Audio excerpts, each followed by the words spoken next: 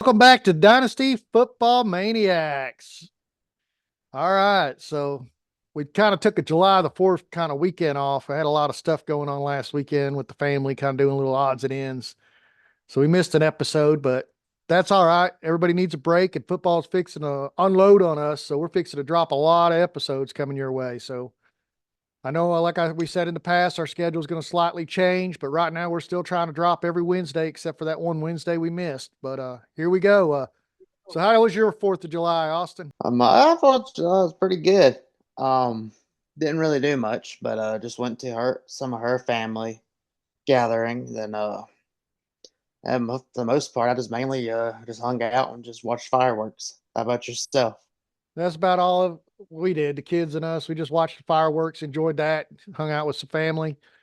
So what topics are we going to cover today? Well, I got a couple. It's NFL related. It's like NFL real life related, but also is a big can play a major factor in dynasty or fantasy in general. But so I want to talk about the topic of the wide receiver out of San Francisco, Brendan Ayuk. There's a deal. They've been talking. Brendan Ayuk is hoping to stay in San Francisco, but he doesn't want to take. I guess he doesn't want to take a pay cut. I don't know what he's thinking of how much he's worth, but I mean, if you're going to build around a future wide receiver, I mean, he would be the one I would pillar around. But they also are paying Debo, and then they're also got to pay um, Brock Purdy when come this coming year or next year. So I mean, he's in hopes of staying, but at the same time, he also wouldn't mind getting traded. So what I want to know from you is if you put your general manager's cap on, how would you approach this Brendan Ayuk situation? So if I was the manager and he come to me and the 5th year option I offered him did not make him happy and it wasn't to his satisfaction, I would then kind of weigh out where am I at with my team. Because if my team put together that offer, that's what we wanted to pay. And some people do have a lot of hype on Brandon Ayuk. But then we got to take a step back and look at who we're talking about. We're talking about San Francisco 49ers and what kind of talent they develop and what kind of talent they have in the backfield.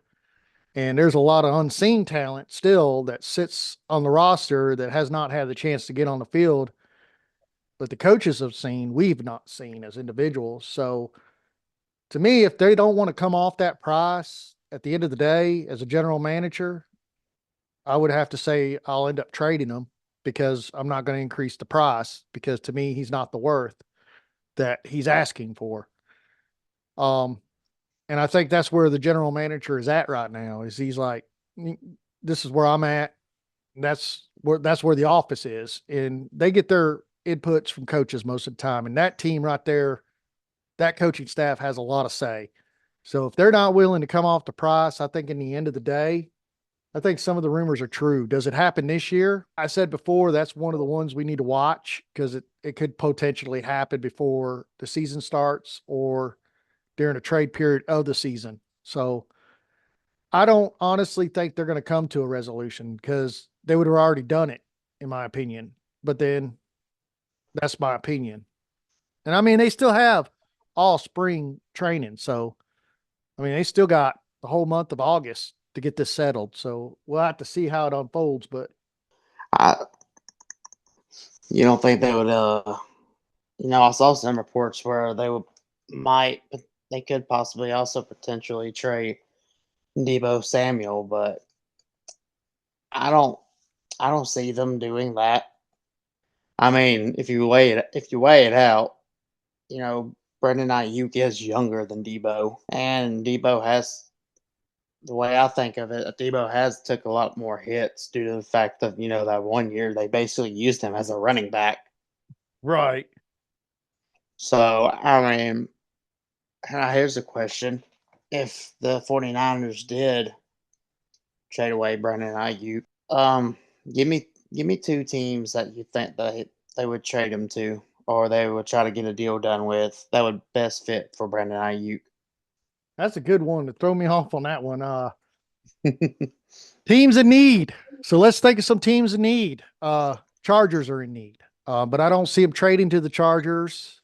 I see a trade most likely going to the Steelers. That's another team in need. So that would be an interesting trade to see him go to the Steelers and how that would work out. So I mean, I don't see him trading in.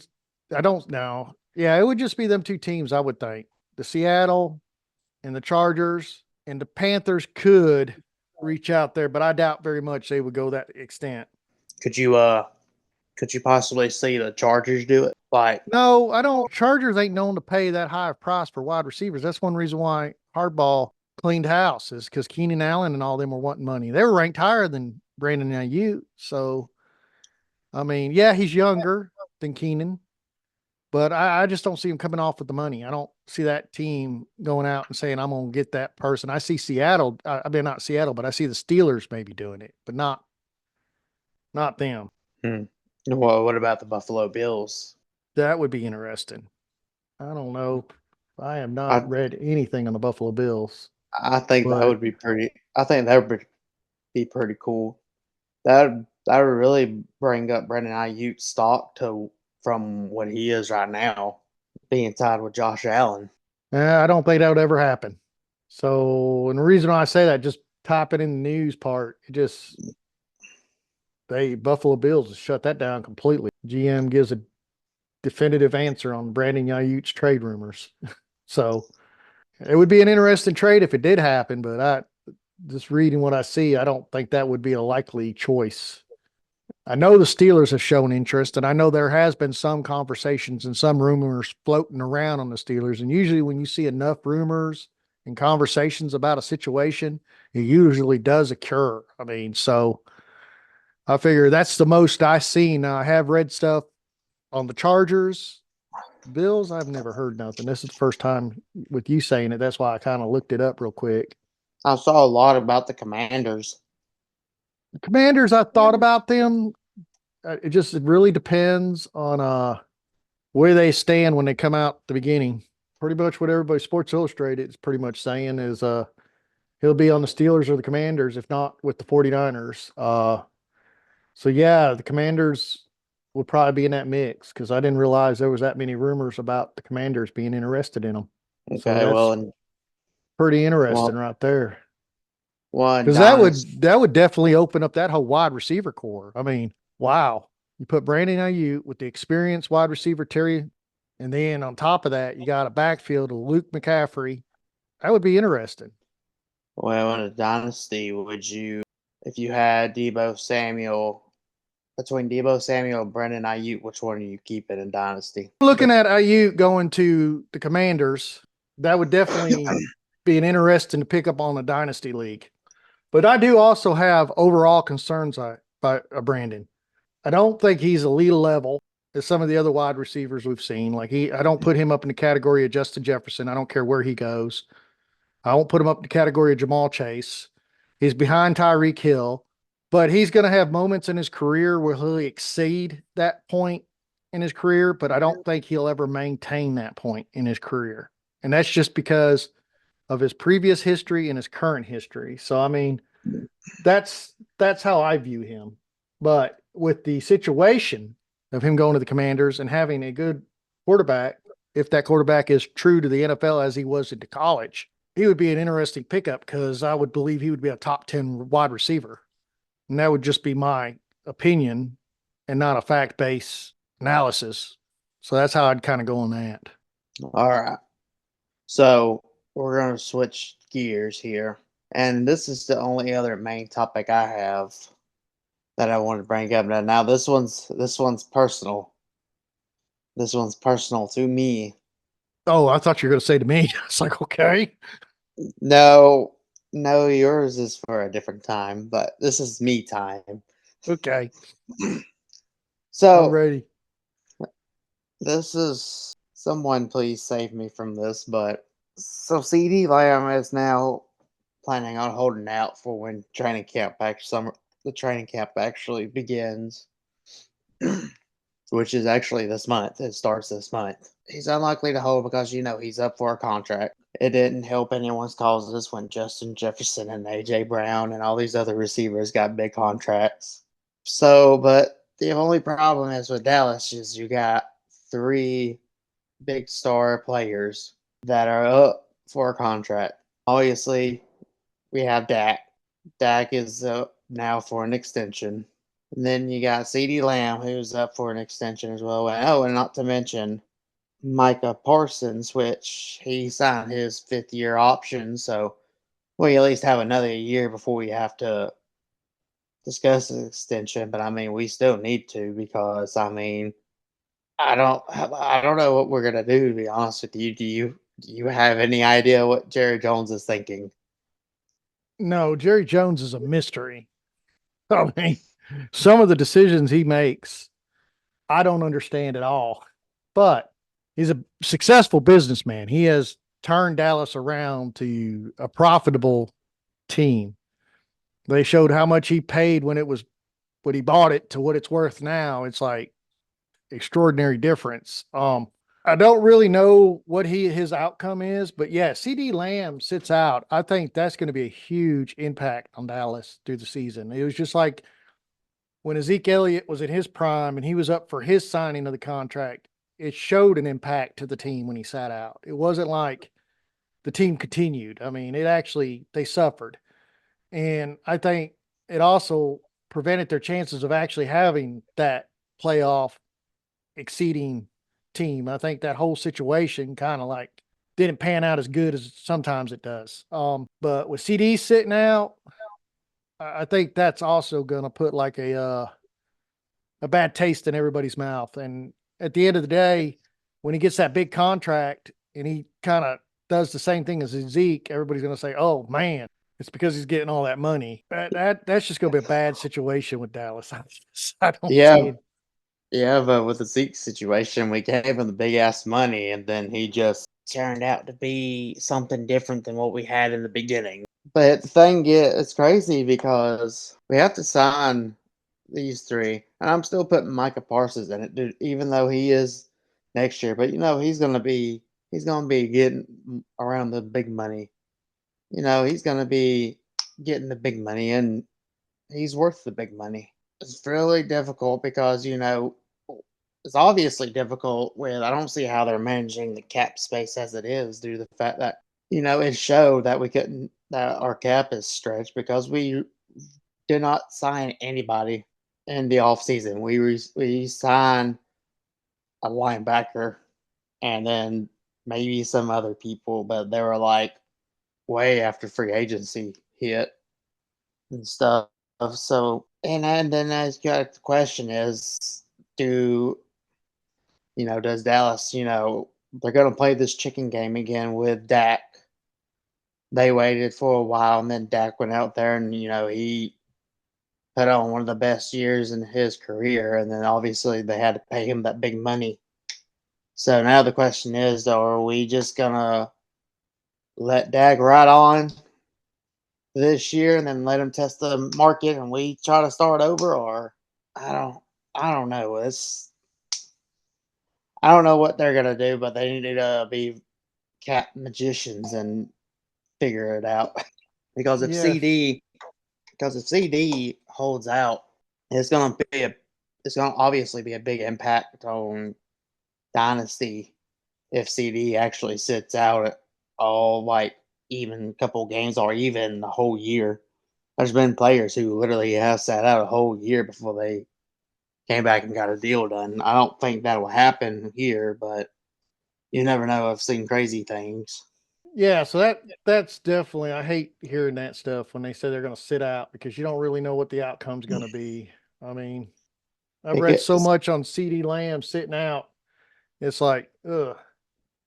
and you see when a player sits out, it can hurt. It can hurt either both sides, or it can hurt the player's side more for because they finally won and got the money, but then just take Josh Jacobs for instance. He didn't get the money, but he finally caved in because he was like, you know what, I need to just go out there and play anyways. But he sat out most of training camp, and he did not look the same. It could go either way, but I think sitting out is bad on either side because either one of the sides are going to get hurt. It's very rare where both sides actually make it work. So let's see something on his stats because I read something out he wouldn't mind getting traded either. So I mean, which I don't really think Dallas would ever do that. I mean, Well, we traded away Amari Cooper just to sign Ezekiel Elliott, and that was the biggest mistake we've ever made. So no, we'll you want guys it. traded Amari Cooper before you got his Zeke back. You traded Yeah, him because last we year. couldn't. Yeah, because we couldn't pay both of them. Yeah, but I mean, you traded him before they ever went out and got his Zeke. They traded No. him last year. He played a whole year with the Browns, and Zeke was with New England. Yeah, I'm talking about when both of the contracts was up. We gave that big contract Oh yeah, that's why they to traded Zeke. him to the Browns, Then and they we gave traded him to the Browns because we couldn't pay both. they kept Zeke over him. Yes, and then Oh, that's when okay. I Zeke. see what you're saying. I was thinking about Yeah. recently. I was like, no, not recently. No. No, man. No, man. Trying to see his rankings over the years. But right Well, now, he's number one wide receiver overall. I mean, yeah, because this past year was just one of the best year he had. So he literally he came his rookie year, he was 22nd, and this is PPR in PPR leagues. So his rookie year, he finished 22nd. Then in 21, he finished 19th. In 22, he finished fifth. That's when his production went up. And then last year in PPR formats, he actually finished the number one wide receiver. yep, right above So he Tyreek Hill. so he stepped up tremendously because we also hyper targeted him too because what we were doing what we were doing before the San Francisco game, it really was not working for us. So we had to switch it around and become a heavier passing team and obviously hyperextend CD Lamb. But I really don't want to see him miss any time. It bothers me. At the end of the day, that's their star power right there. CeeDee Lamb is probably more of a star power than Dak. So I think Jerry Jones might have learned his lesson from Zeke, and he'll probably end up paying CeeDee Lamb, hopefully. Surely you don't make, well, I mean, sometimes it takes 3 times to make a mistake before you get it right. So I hate to well, say that. well, well, as long as we don't make the many mistakes as the Browns have over their career, we should be fine. One time in history, and this is before like us, the Browns were a very dominant team. There was a time when the Browns, before the Super Bowls even started, they were constantly their conference championship.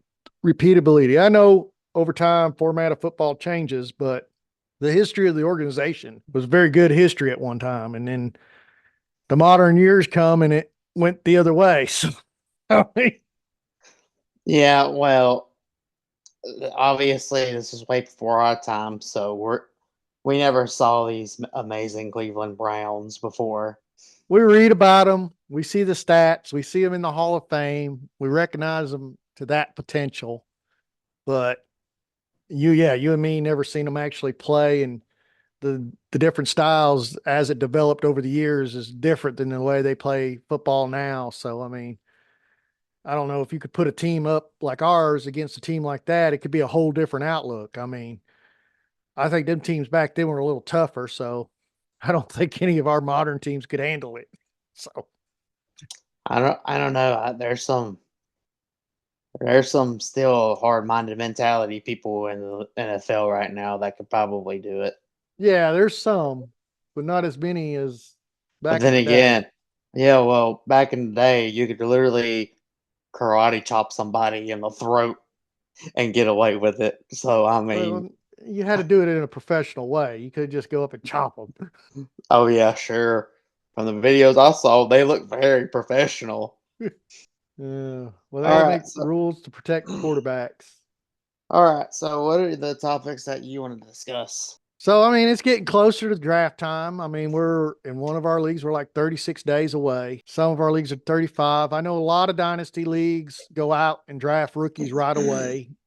I'm not really big and fond of that, but then as time goes on, I start to realize some reasons why they do that. I mean, I'm just looking at like and this is just talking Dynasty Fantasy right now. Like you commonly read that things go out after 3 to 5 years, people lose interest, teams come on balance, and it's hard to regain that situation again.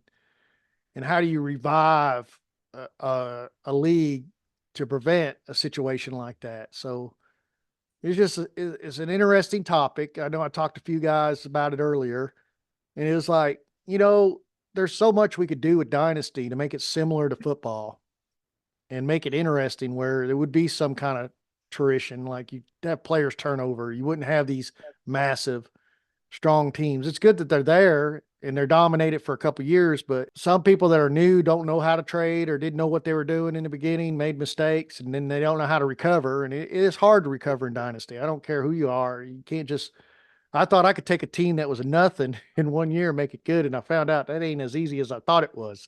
But I did make some progression, not where I want it, but a lot better. So I mean, I know taking a team that's lowly ranked, trying to rebuild it, even with rookies, is going to take time. You're not going to do it in 1 or 2 years. You're going to have to maneuver, make the correct trades, and manage it. But I also think that in real life, none of these players stay with these teams that long. They all have contracts. They're all at one time become free agents.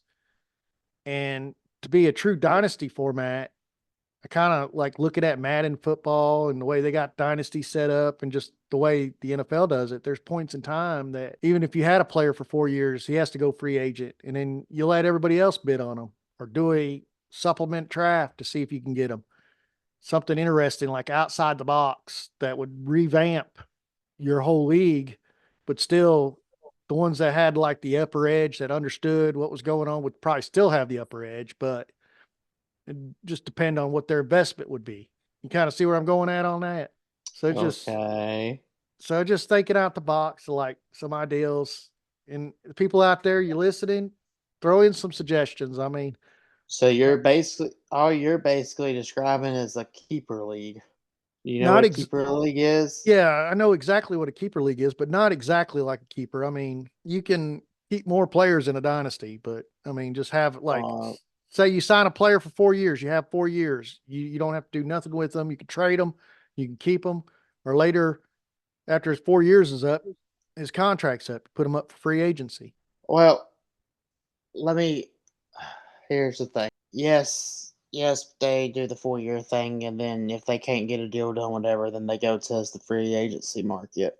With Dynasty, the way we play fantasy football, it's like a stock market. You're trying to figure out when the best time. If you're a smart Dynasty football manager, take the time of when is the right time to take X player, whoever that may be. Yeah, it's probably going to be 4 years from now.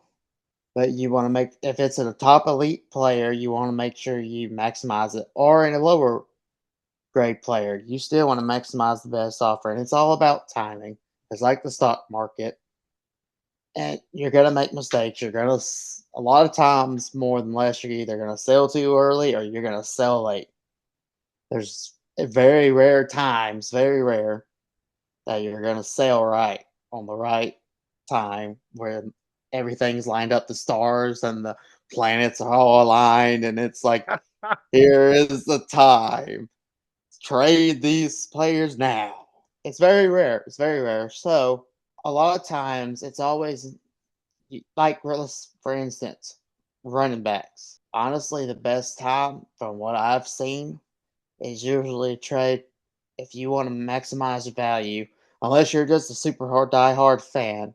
Usually, you want to trade running backs usually around year, like if they're 26, around 26 years old, because they got their second contract. There's always this hype, especially like, for instance, Saquon, for instance. He's around that age, 26, 27, somewhere in that ballpark. He got a big second contract. I call it the big second contract. I know he got franchise tag 1 year, but this isn't his actual second NFL contract. Going to play with the Eagles. Everyone is super hyped about him. Now would be the perfect time to trade Saquon, in my opinion. It would, because you can get you can still get a pretty good value from him because there's somebody out there that's really gonna believe in Saquon. And yeah, he could probably have you could probably lose a year or two of value if he is like depending on the player, if they're like superstars where they just break all boundaries, like Derrick Henry, who can just keep trucking people and stiff arming people, and he's already 30 years old. There's players that are just have exceptions to this rule. But right now would be the perfect time to trade Saquon. It's got a lot of, you can still get a pretty good bit of value for him. And it's all about trading players and keeping the turnovers, like you're talking about, keeping it interesting and stuff. That's also going to keep it interesting, but you don't want to be the guy who's holding the bag at the end of any player whatsoever. I've fell into the trap of keeping players until their expired date, and it was too late for me to get anything. One minute they're like, "Oh, you can get a first rounder for this guy," then literally this next year, "Oh, well, his stock has plummeted, so you're lucky to even get a third round for this guy." So definitely, that's the reason why it's always important to keep up with football, even in the off season. If you're dynasty leagues, it's very important to keep up with everything, keep up with the news, and just feel the vibes. If you've seen this before happen in the past, 8 times out of 10, it's going to happen again. So if you see a running back going getting big cash, and you've seen it in the past, well, I've seen running backs getting a big bag, and then they just plummeted after that. There are some exceptions to it, but 9 times out of 10, the best thing to do is to trade, get your value on certain players, and that way you can keep rotating your team and getting youth, and along with other people with experience too. But you just really don't want to be holding the bag, and you just got to do the best you can to manage it. So you don't believe there's at any point in a time where you might have to reset your dynasty league? There shouldn't. I've heard people talk about. So this is on YouTube, and these people who's been doing it for like 10 years. Um, they've never had to actually, hit the restart button or anything because it's just like the real NFL. They don't hit the restart button totally and just throw everybody in a draft pool and say, "All right, let's draft again." Except for we have whole complete new faces. They traded people, they signed people in the free agency, they've drafted rookies. The tides turn eventually because not all the Yeah. players are going to just play forever. Like, no matter how long it is, no team plays forever. So your team is going to look differently in a 2 or 3 year span. I don't care if you have a rookie and stuff. Situations could change and they could drop from being a tier 2 guy to tier 4 guy, and then you're literally just wasting a bench spot. So why would you keep that? You would cut him and then try to hunt somebody else to the waiver wire. So in reality, before you even really know it, your team actually changes all throughout the season. The only reason why you don't think it really changes that much is because you're so focused on your star players. And a lot of times you'll really know a difference when it comes to your star players because you love them because they're just your starters. You've been through ups and downs of them. So, but in reality you don't realize it, but the bench players and stuff, they're actually changing over a lot more than you think. Right. So and over time, I don't really think there's you know, ask me this question again in a couple more years. But right now, I really don't really see why you have to hit the restart button unless you just have half the league with like people who don't know what they're doing, and then everything is just too far gone. That's when you really want to hit the restart button. But like my league, whenever I had you and the other guy who's taking over the team, when y'all took them over, they were kind of bad, but y'all turned them around. They're actually looking a lot better than they did. So turnarounds actually happen a lot sooner. It may not be in a year, but they happen a lot sooner because situations change and stuff. So personally, I don't think you don't need to hit a restart button unless you have too many people who are goofing off and just making dumb trades. Yeah. So, I mean, on an average, I see like when you read articles and stuff and you listen to some of what we're talking about, other bloggers and other podcasts and I do that too. And I hear some that are like what you just said. And then I hear some talk. Well, sometimes you might have to, like in certain situations, you would have to respice the league or something to keep it, or some leagues just end because the off balance. So I guess it's like a situational thing or something you could develop. And if you decide you wanted to do it and make it your dynasty, then you could. It would just be up to the individual. Yeah, it would also be, and honestly, if you were ever going to hit a restart button, it would off and in good conscience, I would obviously leave it to a vote Always, always. Cause on I always believe on. it. We've talked about this subject before. When it comes to a dynasty league ownership or even a redraft ownership, yes, you have a commissioner. Yes, he establishes rules and he sets it up. But at the end of the day, if you're a dictator of that league, then your league is never going to be successful. So it's 100% democratic. You have to vote. And if in certain votes, if you have a split and like a restart, if you had a split vote, you would have to have at least an 80% or 100% buy-in. You couldn't do something like that with no more than that. And it really depends on the group. Because if you did it on a 50% buy-in, you'd lose half your league. And it'd be the guys that had the star players, and then you have to go and find a replacement. So in a vote like that, and in a situation like that of a current league, with anything you put out there, you always say majority wins, but that usually when you do the majority wins, it's like, oh, I'm changing a little bit on the scoring, or someone put an output like, can we have an extra bench spot? Something like that's different. But when you're talking about taking players off your team and doing things like that, that has to be 100% buy-in. I think at the end of the day, everybody's putting in their amount to the pool.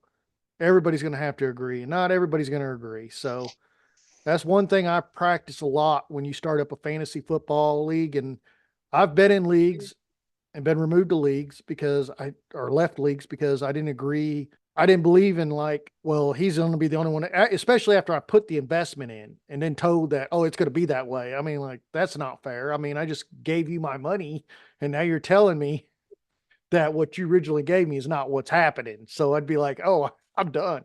I mean, after that, because a lot of them ain't going to refund their money because you're like, you already paid in the pool, but you're like, you have your arguments, and then you know what I'm talking about. You've experienced that before. I mean, I think Oh at the end yeah, of the day, it's a bunch of grown people, men, women, doesn't matter. We're playing a game together. And if you can't all come to a consensus, then it should be left alone. But if you see a new ideal and you want to present a new ideal, always do that, because all it does is better the atmosphere of playing, the enjoyment of playing, and uh, introducing new ways. I mean, we all do that. It's like we did that little stack team thing. That's unique. I don't think many people's done that. I mean, it's something different, outside the box, just a group of guys, a few guys. This is if you can't get a full league, stack up a few teams and come up with a set of rules of like how you trade and how you manage these teams. But in reality, you could build a super team and have two crappy teams, but you're only paying in one buy-in at the end of the day. The key is to try to manage that team. So, I mean, yeah, I see where you're going. I just thought I'd throw it out there to see what you felt. I know we've talked about this in the past. Try to well, decide what we could do. that whole thing of it also falls along with you. You started talking about spicing up the league and stuff. That's what That's what we normally have uh during the off season, right after like a couple months after the league. You Yeah, do it as well, but I'm sorry. She just woke up. She just hopped in my oh, lap. Now let's go back to your mommy. What do you got? Go give that back to your mommy. Go give that to your mommy. Go, sweet. Daddy's on the video. Go tell your mommy I'm recording. Sorry about that. yeah, you're good. But no, No, I thought it would be a great topic for you and me to talk about in an episode.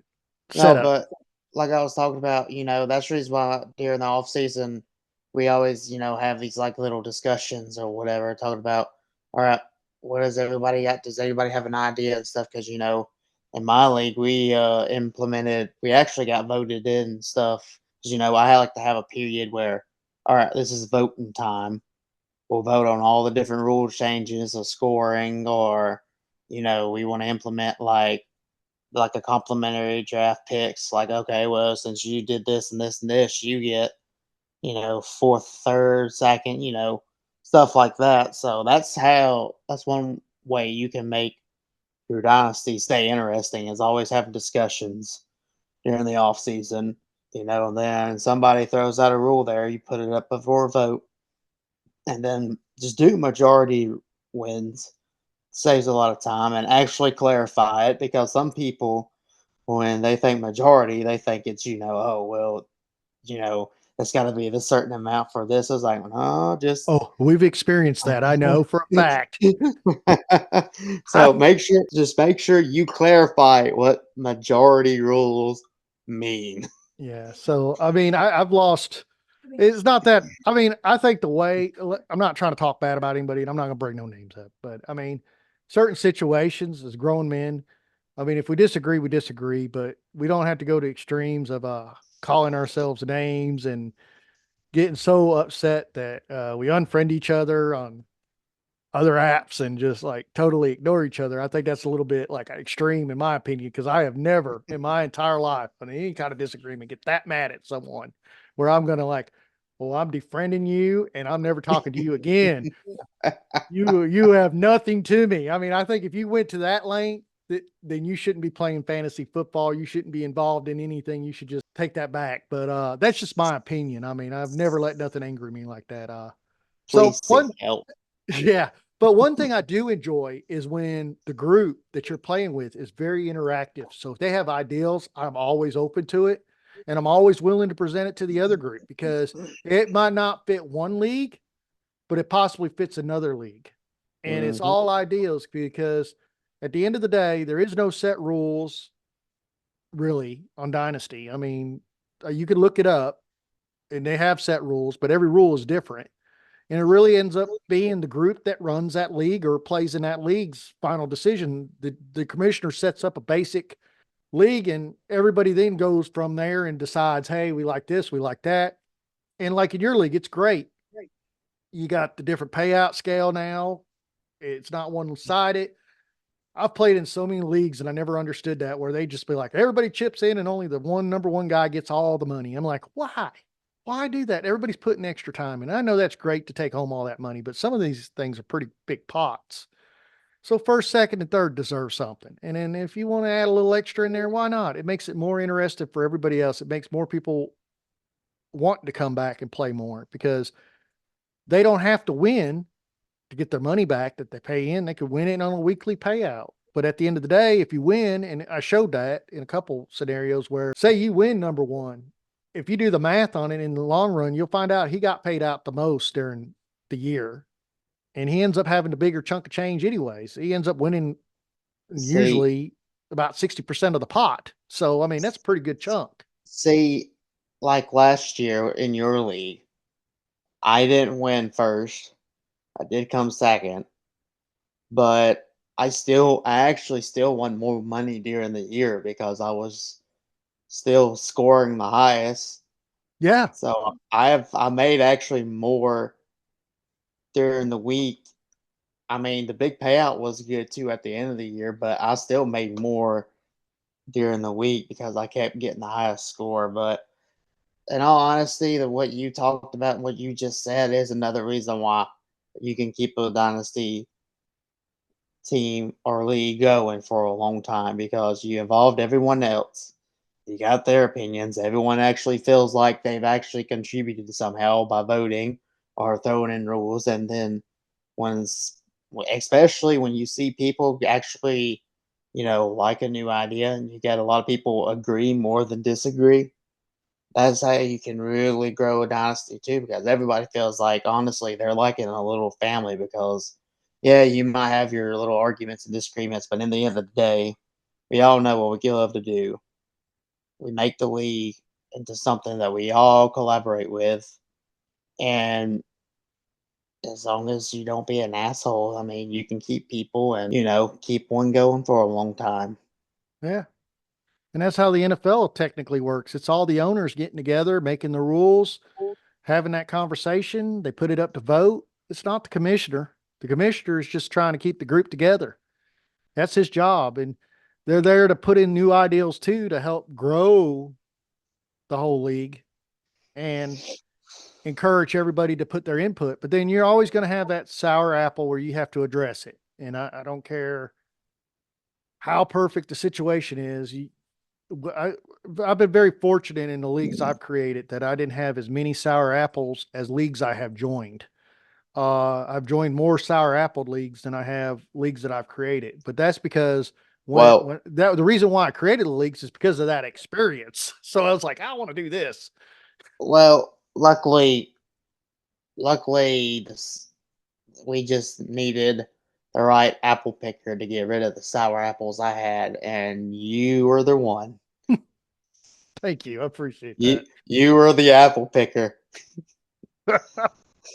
So, and I like the network I got. It's not like we all play in the same leagues. We have a pretty good network of fantasy football lovers, and they're at different levels. Not everybody's at the same level. So you got guys that's played baseball, basketball, never really played in football, now wanting to get over into football. And then you have these redraft guys that just want to be redrafts. Then you have your best ball lovers. I mean, that's all they want to play. But then occasionally they want to jump over here and try the Dynasty League. But then most of them, some of them end up staying because they realize they enjoy that more than best ball. But at the end of the Well, day, I think one of my favorite sides of all fantasy football is best ball. I think I do better in my best ball leagues than I do in my dynasty leagues and redraft leagues. But well, the that's because the computer is picking the starters for you. I pick a great team, I just never know who to start. So it's like I get lucky sometimes and put them in at the right times, and then I win a championship. I'm like, thumbs up. But then most of the time, it's like I left that 30-point scorer on the bench, and I'm like, but the whole time I was telling myself I should play him. And I was like, oh, no, no, he's going to have, because that's who he's going against this week. He's not going to have that good of a week. And that's where I get over analytic with my fantasy football. I tend to look in the stats, look at the team itself, or who they're playing and what the chances are. And then I make my judgment. And sometimes that's not a good judgment because really, honestly, when you're drafted, you should just be drafted for your starter. And that's who you should start. And you should only have a backup to replace him for bye week. If you're sitting there trying to manage two number one starters, I found out that I have more errors in that than I do when I have a number one starter and then I get a mediocre guy to do the bye week. Yeah, sometimes you can just over. Sometimes the killer in your dynasty season is overthinking. Yes. But it Sometimes, sometimes that's overthinking and making a critical decision. It decides if you win or lose that week. And a lot, I have the same problem too. I will sit there and overanalyze everything, and I'll see that my starter had a bad week last week, and he looks like he's projected to have another bad week. But then the guy that I have behind him has done had 3 weeks in a row where he did great, and it looks like he's supposed to have another week. And then when I actually do make that change, it flip flops. My starter actually bounces back and does great, and then the one that's been consistent doesn't do anything. So right. yeah, I've been there plenty of times. So I just going to work on not over analyzing stuff, but I'm not gonna hold my breath. Well, I just thought I'd bring up that subject today. We kind of run through that real quick and then just kind of get everybody's output on what they think a dynasty league. And for all the folks out there listening, we're mainly just talking right now tonight about dynasty. We're not so much into the redraft and the best ball, but it is getting close to that season where everybody's drafting. So it's definitely I mean, a lot more leagues are drafting right Man, now in this period than they are earlier. man, So I'm just waiting for our drafts right now. yeah, same here. I'm excited, but I just thought I'd bring up that topic, and we'll probably talk about it again. Uh, and I just want everybody out there to remember, like when you do this, it's kind of like a democratic situation. Everybody should be involved. Everybody should have a suggestion, and your commissioner should be willing to listen and try to implement if possible. And if it doesn't work, it doesn't work. If it works, it works. But at the end of the day, everybody's still having fun. So Yeah, if you wound up in a league that you joined in, and then you come to find out that the commissioner is like a dictator, you're gonna have a bad time. In all honesty, so I would definitely bail on that part, but you definitely want to find a commissioner that's willing to work with everybody and everybody actually has a say in it because, everybody wants to feel like they put something into it. Yeah, it's They like don't, everybody wants to feel needed. Everybody wants to feel like they've done something. So that's why don't be a dictator and you can have one that'll last a long time. Because you've obviously been running some leagues and stuff longer than I have, but this league I've actually ran on before I actually switched to Dynasty. I've been going on 5 years with just this league. Yeah, there's a lot more new faces because everyone was scared to jump into Dynasty when we did it, but I still have 3 or 4 that has been with me since I started this league. So I do really appreciate them and I appreciate you coming along and stuff, and we're just gonna keep growing and keep going because, we love this game of sport of Dynasty and football, so yeah. And just remember, sometimes turnovers ain't just because of a bad situation. Sometimes there's such certain situations in life that occurs that people have to leave a league. And I think we've all experienced that situation. Some of them are not nice to talk about because either someone passed away and their brother played with them and they just don't want to be in the league. You got to understand things like that. You can't, as a commissioner, you got to say, okay, I get it. And you have to go out and if you want to keep the league alive, you try to find a replacement and make that adjustment. I mean, it's just part of life. It's just, life is, you still have a regular life beyond this, but I'm still a football nerd. And with my daughter going out and buying me a PlayStation 5, she has now corrupted me and brought me back to my youth again. And I love her for it. But I'm not abusing it like I was when I was younger. I mean, I actually go to bed. Uh I do have time because I have to still do fantasy and do all my research, and then I got time to play the PlayStation and get on there and get my butt handed to me in this new generation of Madden football players. But wait till 2025 comes out. I cannot wait to get that game and also the NCAA because I believe you and me, Austin, are going to start a dynasty league with a couple other guys, and we're going to play these. We're not going to pick our like number one schools like Auburn and Ohio State and Alabama. We're going to go with like oh no, we're going to go with the five guys. We're going to go with the yeah, non-power five. I and already you got might my see team. you. I was gonna say you might see us in the Sun Belt or the MAC or Yeah, something like that. you gotta love that Mac. That's where I'm from. So, All all right, that but started sounding very weird there. oh well, we could take that a lot of different ways. Was it back of him or what? What were we talking about? So Okay. yeah, that's a little too far. But so all right, guys, if you guys like the content, please hit the like button. Don't forget to subscribe. Like I said, the episodes will change more towards gearing when football season starts. We're going to start kind of telling you who to sit, who to start, who you should go after in the draft. I think the next couple ones we'll probably talk about tier ranking and just kind of look overall what is currently out there and our opinions on it. So you guys can see our thoughts on who we think should really be tiered, and then go from there. And don't forget the kickers. You got to give them love. So anybody that tells you want to take a kicker out of a league, just turn your head and say no, no, no. But Or start your own league without kickers, either or your or choice. either or.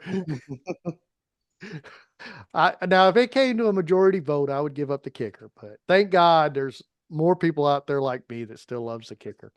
So Yeah, yeah, they're there.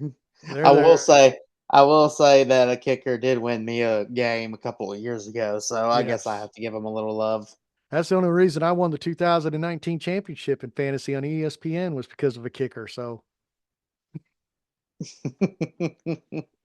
that guy had Derrick Henry, but he was playing against Green Bay that year, and it was covered in snow, and Derrick couldn't run. That was a great day for me. So Okay, well that makes sense. that does make sense. It's the only reason I won. So hands off to that one. All Yeah. right. See you guys next time.